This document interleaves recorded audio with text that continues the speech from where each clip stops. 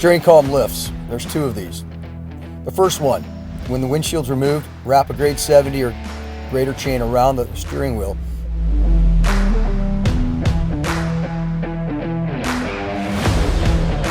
Taking the end of the chain and locate a secure anchor under the vehicle and attach the chain in line with the steering wheel.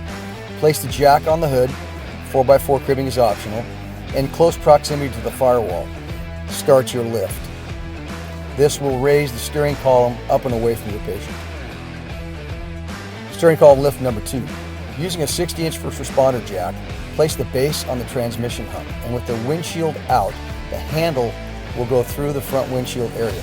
Wrap a chain around the driver's A-post as shown, then lace the chain under the steering column and over the jack's lifting nose. Then over to the passenger door area, anchor the end of the chain on the rocker channel area. Now start your lift. This will also lift and raise the steering column and steering wheel up and away from your patient.